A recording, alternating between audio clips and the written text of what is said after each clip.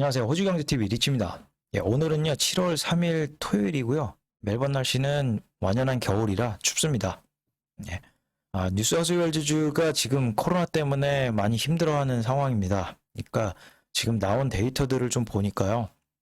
사실 다음 주 락다운도 좀 연장이 되지 않을까 그렇게 예상이 좀 됩니다. 아무튼 뉴사우스웨일즈주 계시는 분들은 모두 힘내십시오.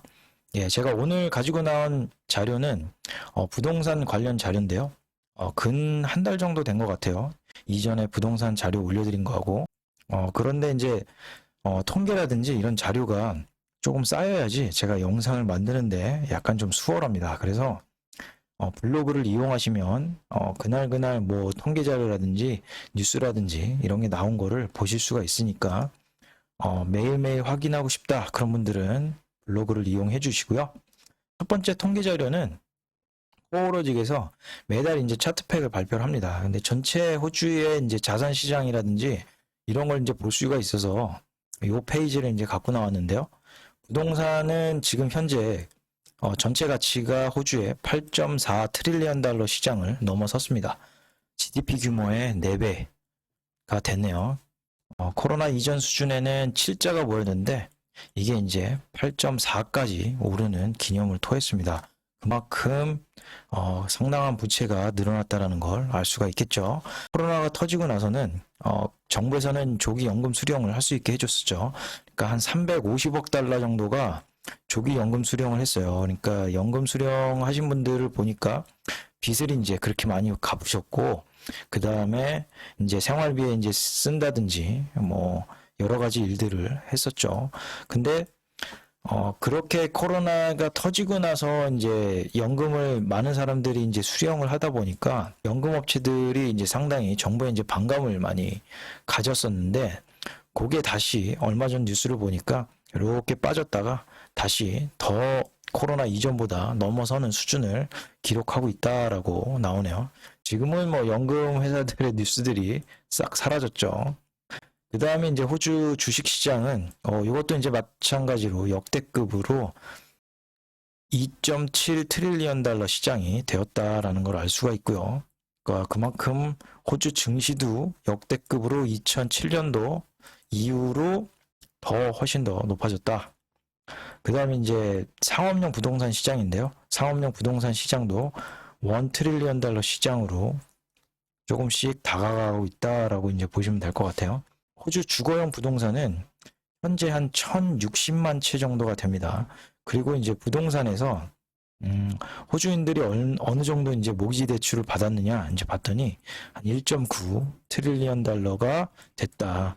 그러니까 여기서 이제 1.9 트릴리언 달러가 모기지라고 보시면 될 것 같아요. 그 다음에 호주인들 가계에서 부동산이 차지하는 비중이 어느 정도냐 봤더니 53% 정도 된다고 보시면 될 것 같습니다. 연간으로 호주에서 주택 판매가 되는 거는 55만 채 정도가 된다고 보시면 될 것 같고요. 그게 전체적인 호주 부동산 시장하고 자산 시장이 형성이 돼 있다라고 보시면 될 것 같습니다. 다음으로는 코오로직에서 나온 6월달 주택 가격 변동률을 이제 볼 수가 있는데요. 전국적으로는 1.9%가 5월달에서 6월달 성장을 했다라는 거고요. 그 다음에 분기별로는 6.1%, 연간으로는 13.5%가 주택 가격이 성장을 했다. 그 다음에 중간 가격은 64만 5,454불이 됐다라고 이제 보시면 될 것 같아요. 대도시에서 이제 시드니하고 이제 멜번을 보니까요.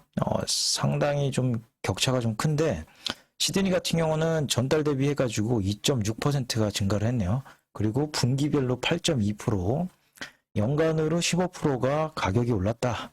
그래서 거의 1밀리언 달러 수준에 육박해 가고 있다라고 이제 보시면 될 것 같아요. 그에 반해서 멜번은 뭐 물론 이제 락다운도 있었습니다만 1.5% 정도가 성장을 했고, 분기별로는 4.6%, 그 다음에 연간으로는 시드니하고 이제 비교했을 때 한 반 정도밖에는 성장을 못했네요. 7.7%. 마찬가지로 중간 가격도 75만 불 정도가 아직은 형성이 되고 있다라고 보면 될 것 같아요. 이번 사이클에서는 시드니가 훨씬 더 크게 성장을 하고 멜번은 성장하지 못하는 사이클인 것 같습니다. 다른 주에서 조금 크게 이제 성장한 곳을 보니까 호밭이 3%가 이제 성장을 했네요. 그 뭐 중간 가격이 뭐 지금 브리즈번하고 애들레이드, 퍼스보다도 지금 높습니다. 60만 불에 육박할 정도로. 예, 이제 밑에 이제 그래프를 월별로 이제 봤을 때요. 변동률이 어떻게 되는지 도시 지역하고 외곽 지역을 이제 봤는데 외곽 지역하고 도시 지역하고 거의 비슷하게 가는데 3월 달을 피크로 해가지고 이제 꺾이는 양상으로 가고 있다라는 걸 보면 될 것 같아요. 예, 이전 영상에서는 그러니까 부동산 심리 지수가 좀 꺾였다라는 얘기를 말씀을 드렸는데 요번에 나온 심리 지수를 한번 보시면은 이해가 좀 되실 것 같습니다. 예, 요번에 나온 이제 심리 지수인데 여기가 이제 꺾이는 모습을 보이고 있죠. 그러니까 주거용 부동산 심리는 꺾였는데 상업용 부동산 같은 경우는 지금 코로나 이전 수준을 회복을 했다라고 이제 보시면 될 것 같습니다. 부동산 심리가 이제 꺾이니까 이제 주택 가격 성장률도 좀 둔화되는 모습이 나타나고 있다. 예, 마찬가지로 호주 대도시인데요. 멜번하고 시드니하고 이제 비교했고 8개 도시 지역을 평균으로 이제 잡았는데 주택 가격 성장률이 이렇게 조금씩 둔화되고 있다.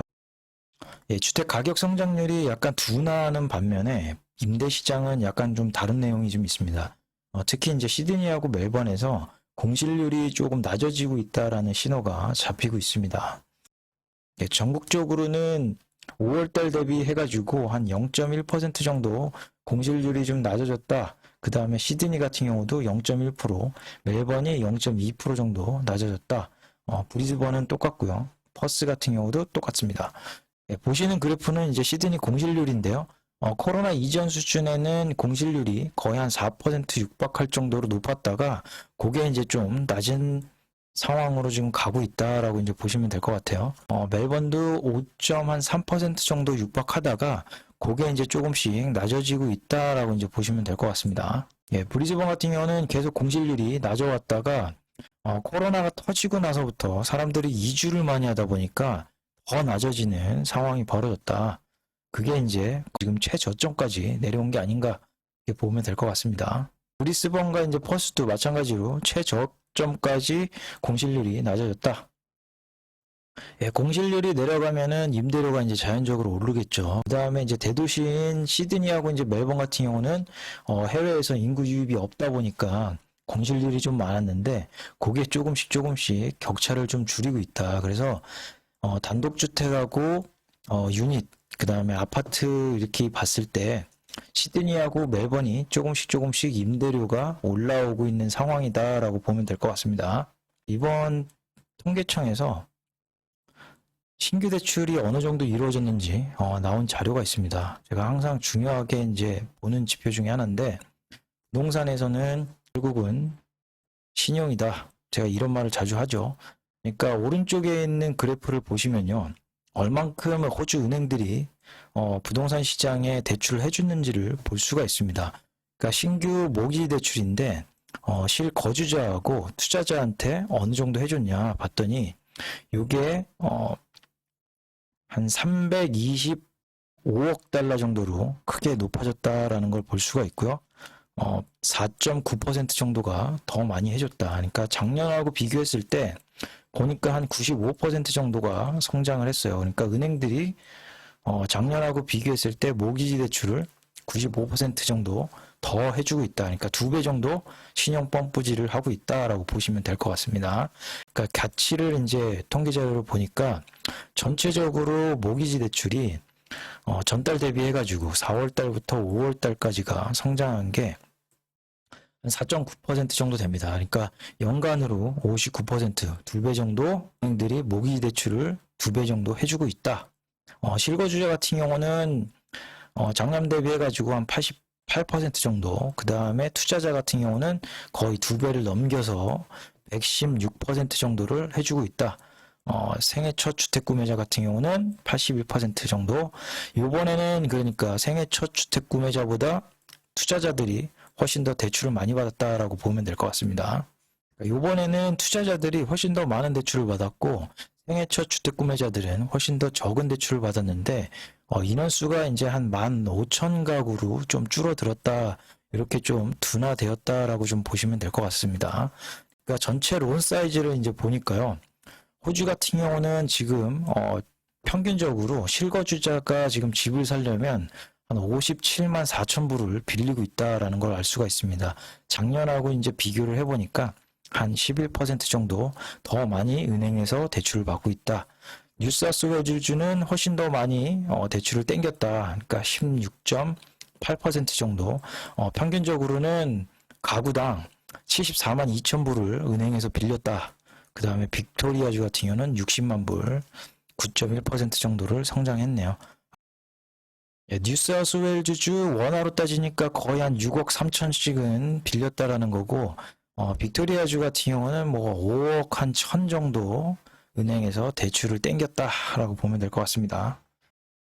전번 영상에서 이제 보여드렸던 건데요. 투자자하고 생애 첫 주택 구매자가 부동산 신규 대출에서 비중이 어떻게 되는지 이제 보여드리는 건데, 투자자들이 빠지면은 그 자리를 생애 첫 주택 구매자들이 메꾸더라. 그러니까 생애 첫 주택 구매자가 지금 빠지고 있고 투자자들이 다시 올라가는 현상이 지금 벌어지고 있다라고 보면 될 것 같습니다. 예, 오늘 전반적인 부동산 시장을 말씀을 드렸는데요. 일단은 이전 영상에서 부동산 심리가 조금 김이 빠지기 시작했다.